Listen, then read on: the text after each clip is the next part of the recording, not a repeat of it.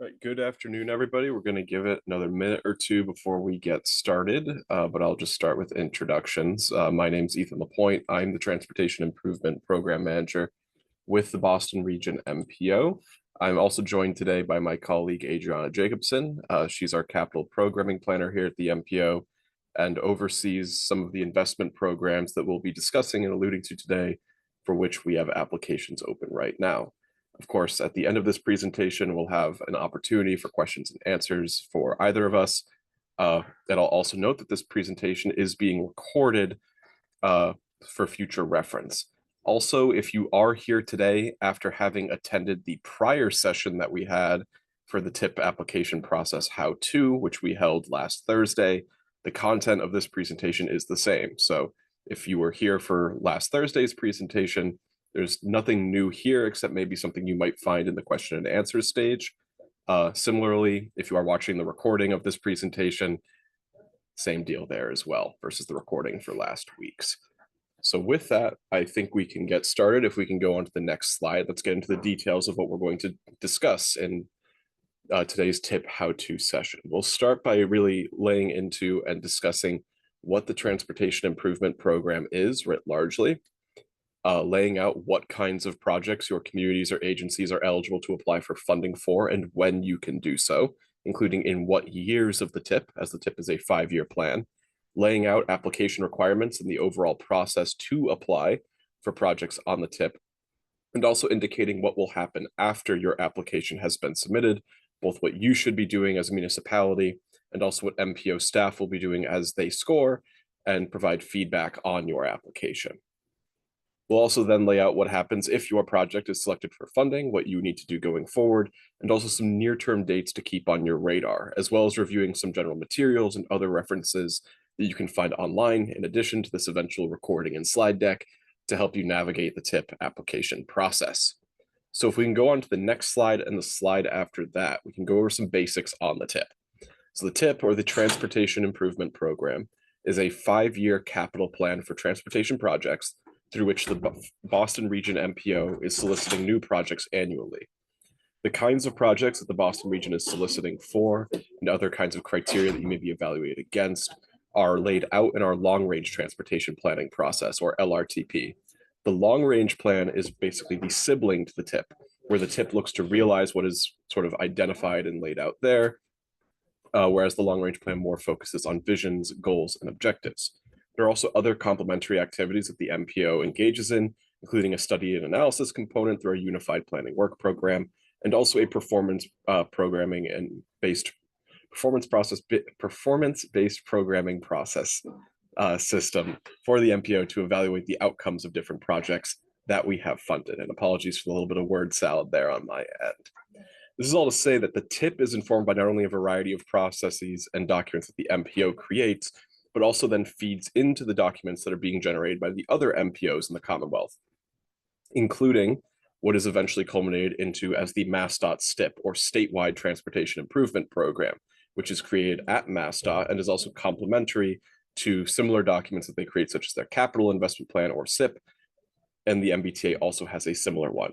I'd like to note here that right off the bat, if you are a community that has been talking to your MassDOT district staff about trying to get a project onto the STIP, this is a parallel complementary process. There is nothing mutually exclusive that we are discussing here today that would preclude you from continuing to do what you may have already been doing as you develop your roadway projects.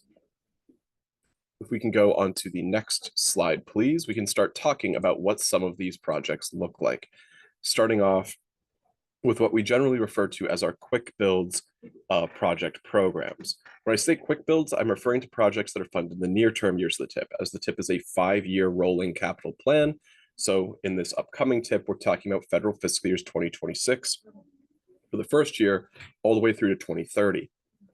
These quick build projects include our Community Connections program, which funds a variety of first and last mile solutions, including the construction of new bicycle lanes, which can be protected, bicycle racks, bicycle share systems like Blue Bikes, or other new bike share systems, and wayfinding signage, which is also, I would note, a 100% federal aid eligible application, which means that there is no local match required for the wayfinding signage. The other elements do require a match.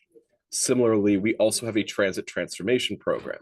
This is a program that's eligible to the MBTA and regional transit authorities, but there is also a component of this program in which municipalities, with the permission of their relevant transit providers, can apply to have a transit signal priority project implemented throughout their different transit services using Boston Region MPO funding through the first year of the TIP. If we can go on to the next slide, we can then get into what represents the larger bulk of TIP capital project funding, which many of you here today are likely here to discuss. These are what we would refer to as our core investment programs. Core because they represent the vast majority of all funding on the TIP, and also projects that are much larger in scale. This includes our bicycle network and pedestrian connections projects, which generally refer to bike lanes or shared use paths that are a little bit more intensive in construction, like a rail trail or a larger scale urban shared use path. Complete streets, this is sort of a catch-all bucket. If you are looking to replace a culvert, a roadway, a bridge, if you're doing a full complete streets overhaul of your main street, this is likely where your project would live. And in similar fashion, we have an intersection improvements category. There's a lot of overlap with intersection improvements and complete streets, but generally intersection improvements is focused more at targeted safety improvements than things that would be more classified as state of good repair activities like a bridge replacement. It's also worth noting that both complete streets and intersection improvements can include, and often do include, bicycle and pedestrian elements in it. This is all to say that if you ever have a question as to what you should be applying for, you can always reach out to MPO staff and we can help guide you with that. But also note that complete streets is usually the safest bet for different, more varied project types. I'll also note here that given you'd be applying to the federal fiscal years 26 to 30 TIP, the majority of these projects that you would be applying under would fall within the out years, federal fiscal years 2029 and 2030, depending on the design stage of your project and the availability of funding there. If we go on to the next slide, we can circle back as to what I mentioned earlier about parallel processes with MassDOT STIP development. So projects generally begin and end at the same stage, regardless of if you've been focusing on work with your MassDOT highway district or with MPO staff. This is to say that the first stage of a project is usually a conversation, which you either may be having with your MassDOT highway district, which would be 3, 4, 5, or 6, depending on where you live in the Boston region, or with MPO staff. And after that conversation, either MassDOT staff is going to talk to the MPO or MPO staff is going to talk to MassDOT about figuring out how to get your project initiated and scoped. If we can go on to the next slide, we can see here that the project need form and project initiation form generally advance the project scoping process and eventually achieve project review committee approval. So important milestones here to keep in mind. The project review committee approval stage represents an approval by MassDOT to allocate federal funding to a project should the MPO vote on it. That is the earliest requirement at which a project can be considered for federal funds. With that said, the MPO, as you advance through your environmental, design, and right-of-way processes, strongly prefers projects that have a 25% design on the books. There's an exception here. That exception is community connections and transit transformation projects, which do not have these requirements here. But of course, we do still prefer a project that has a stronger than conceptual level of development to it. Similarly, if we can go on to the next slide, once a project hits PRC approval or 25% design, you would do what you are here today to discuss, and that is apply to the TIP for projects. When MPO staff receive a project evaluation or a project application, MPO staff would then evaluate that with the different TIP criteria, which we'll get into shortly. And once a project is fully scored, our MPO board would then consider, discuss, and vote eventually on which projects should be funded so that they would ultimately be programmed in the TIP. Once a project is programmed in the TIP, eventually, so long as design stays on pace, it will eventually be constructed. So let's talk about that application. If we can go on to the next slide and the one after that. So as I just mentioned, community connections and transit transformation projects do not follow that process that I just laid out there. However, if you are a community that is looking to advance a municipally led transit project, you should consult with the MBTA or your relevant regional transit authority first to ensure that that project is consistent with their goals. As the operator of transit services, we need to make sure that they are fully on board with that activity before it is funded, as they will likely be the party that is responsible for implementing that. Similarly, I'd also like to discuss what eligible applicants are. As far as eligible applications, there's a fairly broad variety here, but it does depend on what kind of project you are applying for. The majority of our applicants for these projects tend to be municipalities. However, we also solicit applications for transit authorities, other public authorities, which can include things like Massport, for example, and certain non-governmental organizations. Some of these non-governmental organizations can include transportation and management associations, or TMAs, and other advocacy groups. However, anybody that would fall within a non-government organization should contact MPO staff before applying, as generally those more non-governmental positions are only eligible to apply to projects within our Community Connections program due to the nature of the more simplistic implementation that those projects have. I'll also take this opportunity to note, and this might be good news for some folks here, if your project was funded last year in the 2025 to 29 TIP, you do not need to reapply for funding as part of the 2026 to 2030 TIP. If you are funded, there's a very good chance that you are going to stay funded. We can go on to the next slide. We can then get more into the detail on actually how to apply. So first off, your application forms and scorecards and any key dates for your project reside on the MPO's TIP development website. This website is found at https://www.ctps.org/tip-dev, and that's DEV. The TIP development website also includes a variety of different other handy information, as well as the TIP application materials, including a guide on how to initiate your project with MassDOT if you're looking for a larger scale capital project, reference pages and guidelines for designing projects to MassDOT standards, and also other funding resources that might be available for your project, including things like the Safe Routes to School program or other federal discretionary grants.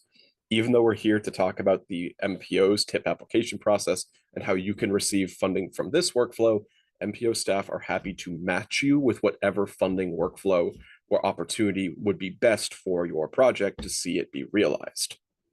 If we can go on to the next slide, we can look in a little bit more detail as to what actually is on the TIP development website. If we can go back one slide, I think we might have jumped one.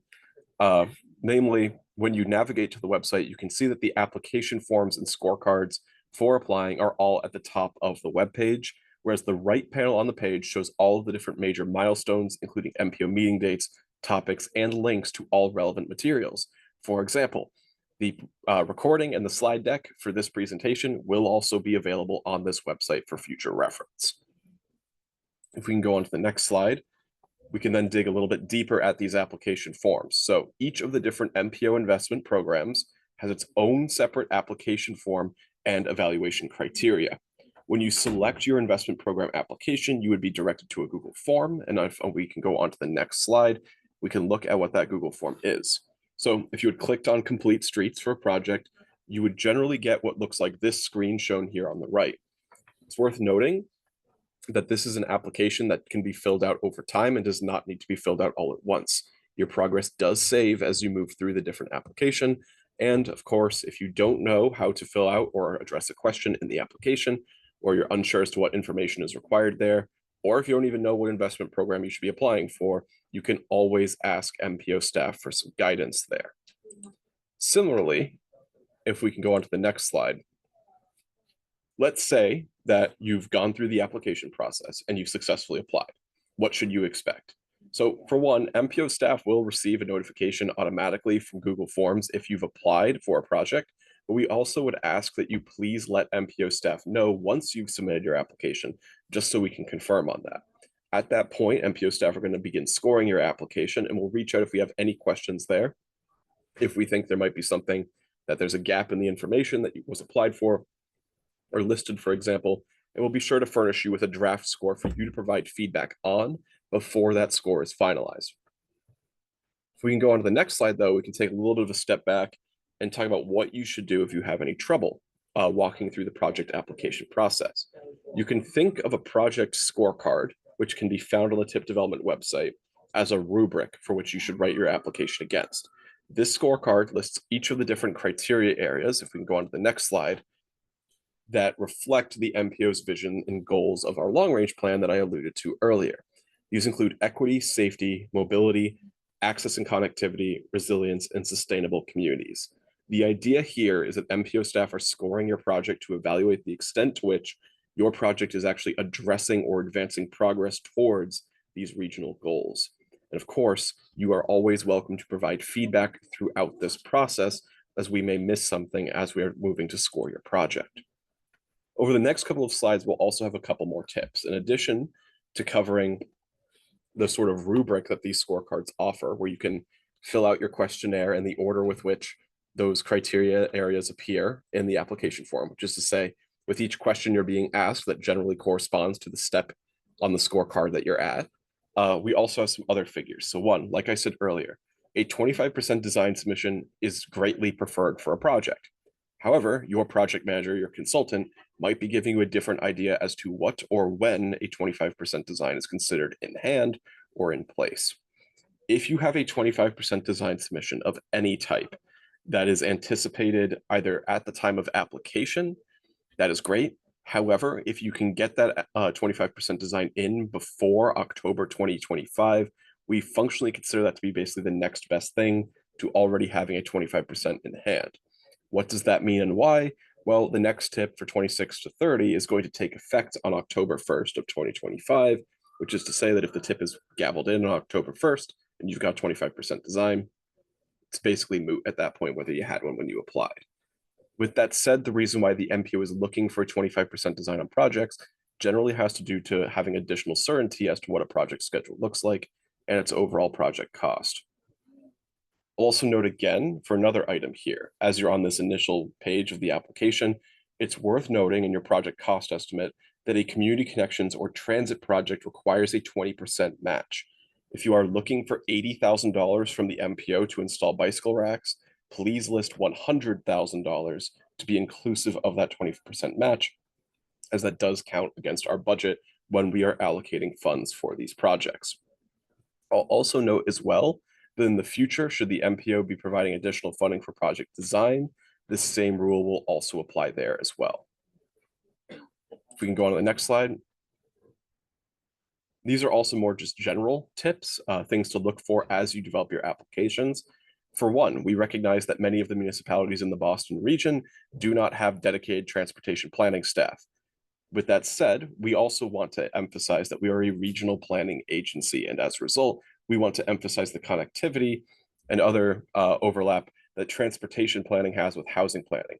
And this is to say that if your community is looking to develop and build more housing, especially anything you might have under your Section 3A MBTA communities districts, and that falls within or near to your project, please take credit for that in the project application, as there are additional points available for communities that are building near to any new developments that are underway, and even further points if that development falls within a Section 3A district.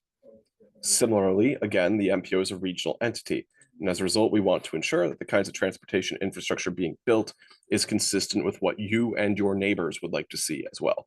If you are working on a regional collaboration project, a project that might span town borders, for example, we want to make sure that you highlight that in your application. But we would also recommend, if you're looking to start a project and are just sort of looking to get the ball rolling, that you also talk to your neighbors as well at this early stage, as you'll not only earn more points by doing so, but generally speaking, you're also going to save money on design and construction costs if you start collaborating with other neighboring projects and bundling them together into lesser or smaller contracts rather than separate ones. And last but not least, if we can go on to the next slide, this is a question we get every single year, which is why we're mentioning it. Letters of support. So letters of support for your project are encouraged, and they can be submitted as late as May of 2025 for funding consideration. Not all letters of support need to be submitted at the time of the application. And if you have any additional attachments, including letters or other information like updated designs that you want to submit to MPO staff, you are welcome to do so. And you can do so at elapointe@ctps.org. That's ELAPOINTE, and Adriana Jacobsen, which is AJACOBSEN @ctps.org.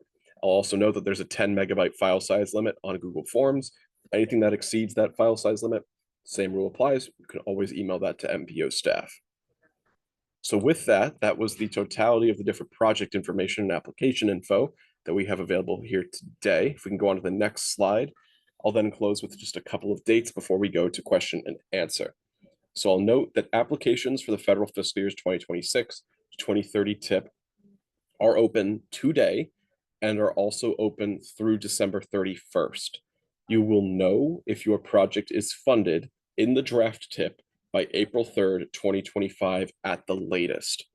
That's worth saying because after MPO staff will begin scoring the project theoretically on January 1st of 2025. We'll spend a couple of months trying to get a score on it, coordinating with you to get additional information. But then there are a series of meetings that generally happen between early March and into mid-April, in which the MPO will be voting to consider whether or not that project should be funded. This then generally culminates in knowing if your project is funded by April 3rd. I'll also note that the federal fiscal year's 2026 to 30 tip will release for public comment on April 1st, 2025, and will be finalized on June 5th, 2025. This is to say that if you have any local papers or other individuals in town that are doing press releases on your project, April 21st is generally the day to point them towards when any funding announcements would become official. I'll also just emphasize here as sort of a mutual commitment. In addition to funding projects, MPO staff will also request that they be included should the MPO fund your project, and that any, or I should say, should the MPO fund a municipality's project, we would request that any sorts of updates on your project, be it new milestones, public meetings, outcomes, design submissions, or revisions to the project scope, be indicated and submitted to the MPO as well, just so that the MPO can remain aware of any developments in the project development process, and also so that the MPO can be a supportive partner, ensuring that the projects we fund for construction can actually arrive to advertisement and construction as well as you move through your design processes. So with that, I know that was a lot of information fairly quickly. If we can go on to the next slide, I am happy to field any questions that folks in the audience might have or clarify on anything that I would have presented here today.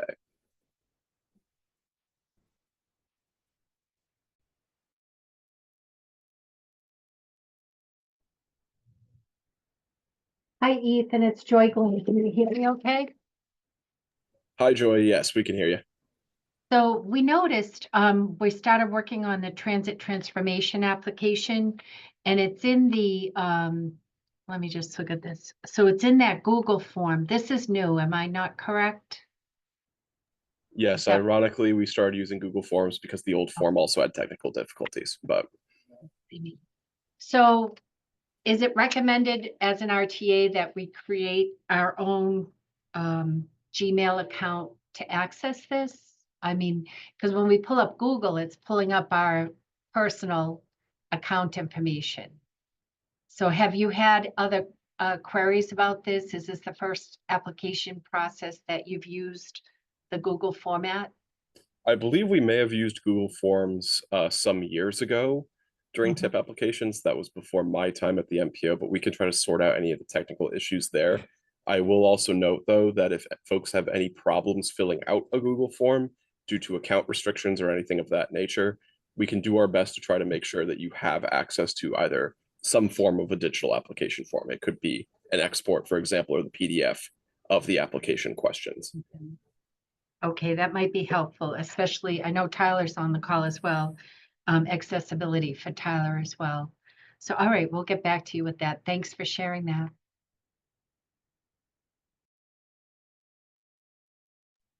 Jeff. Hey, I just had a quick question. Will you be sharing the presentation? Yes, we'll be sharing the presentation. It's being recorded, and the slides will also be available afterwards as well. All right, thank you.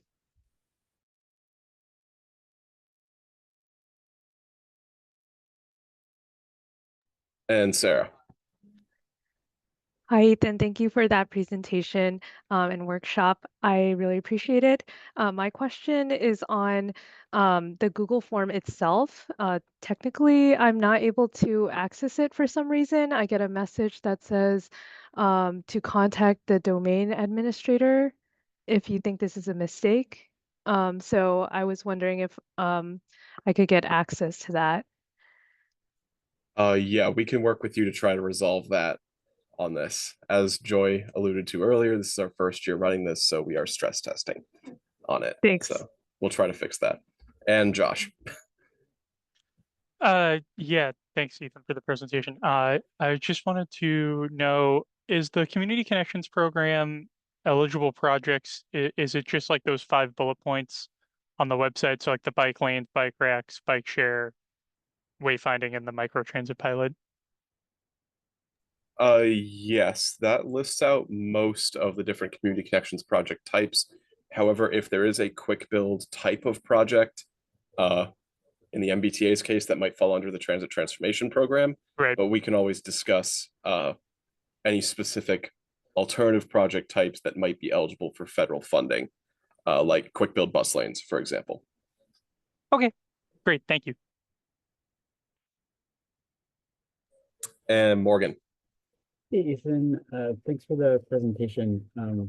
A quick question. I think last tip cycle you had funding for design of projects. Has that gone away, or am I mistaken there? Yeah, good question. So as part of the development of the federal fiscal years 2025 to 29 tip, the MPO had allocated some funding to fund project design in federal fiscal year 2025. That was a pilot effort, as other MPOs in the Commonwealth had not tried that out yet. So it was a fairly new process to advance. Given we are now in federal fiscal year 2025, that first pilot batch of projects is still moving through their RFQ and RFP processes. And we want to make sure that they can navigate that successfully before we fund any projects in federal fiscal year 2026. This is up to the MPO board, but staff are looking in the federal fiscal year 2027 to 31 tip to carve out money for a second round of design applications. I would note that the tip is a living document and an ongoing process. So as part of the project programming process that we'll be undertaking this spring, if municipalities would want to see money set aside in 2027 to fund project design, that could be a good time to advocate for that. Okay, great. Thank you. Appreciate it. And Logan. Hi, Ethan. Thanks for the great presentation. Just one question on the Community Connections program for the quick builds. When we are trying to, like, for bicycle racks, for example, do you have with MAPC like any collective procurement contracts to get that equipment, or how should we go about like quoting the equipment? Is it just finding 3 manufacturers and getting an estimate for building that pricing? Yes, 3 quotes is generally the best practice that you can lay out on the budget form for any kinds of smaller scale community connections procurements. We do not have a collective procurement at this time for bicycle racks, so we can always work with you to figure out what fits best. And it's worth noting too that the actual procurement of those kinds of bike racks does not take place until the contract is in effect in federal fiscal year 2026, which I have to say, because some municipalities, once the tip is endorsed in June, sometimes then buy those materials over the summer, and they can't be reimbursed once the procurement actually happens that fall. So fair warning, putting it on the recording here so folks know that. I hope that answered your question. All right. He's giving a thumbs up for recording purposes. Right. And Josh. Sorry, one more question. Just for the applications for the transit transformation program, for the MBTA's purposes, would we submit any type of request under the transit transformation for transit authorities form, or if we have a bus lane or TSP, would that go under those one of those 2 forms instead? That's a very good question. I haven't had that question before. I would generally say that if you are the MBTA, you would apply for the one that is under the transit authorities. However, if there is a very specific, like single corridor location that you would want to do TSP on, you can always talk to MPO staff first. Generally speaking, if you are a municipality applying for the bus lane or for transitional priority, the municipality fills out the application and does so with a letter from the MBTA indicating that they can do so. If the T wants to fund some bus priority work, that might be a different kind of application package we'd want. So we can always discuss that offline as well. Got it. Okay, thank you. Yeah, I think the language in the bus lane TSP applications are more aimed at municipalities. So I think, yeah, I agree with you. It makes more sense for the transit authority application instead.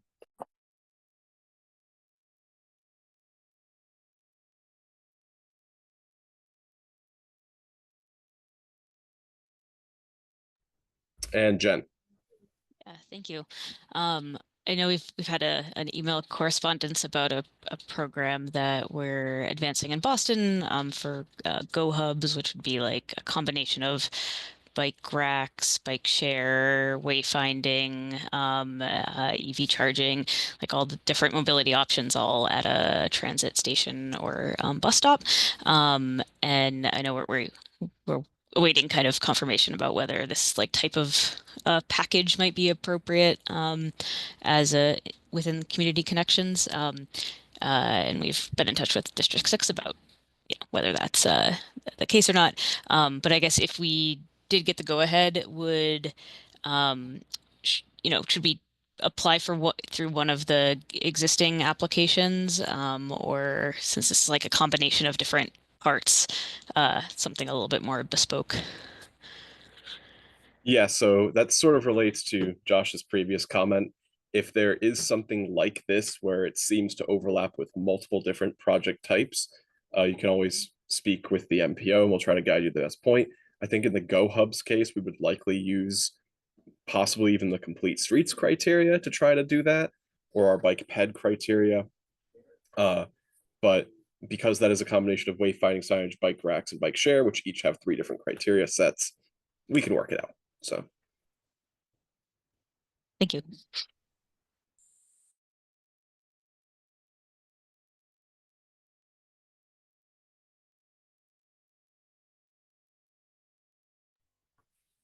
okay. I don't know if folks have any other questions, so I'm happy to leave the floor open for a bit on that. But if not, I just want to thank everybody for joining us this afternoon. And of course, all of these materials are going to be available online, including the slide deck for future reference. Again, if you aren't sure about what kind of project you should be applying for, if you have questions throughout the project application process, I've gotten application questions on December 24th and December 31st before. Feel free to reach out to me at elapointe@ctps.org and also my colleague, Adriana Jacobson. We'll try to be flexible around the holidays. So thank you, everybody.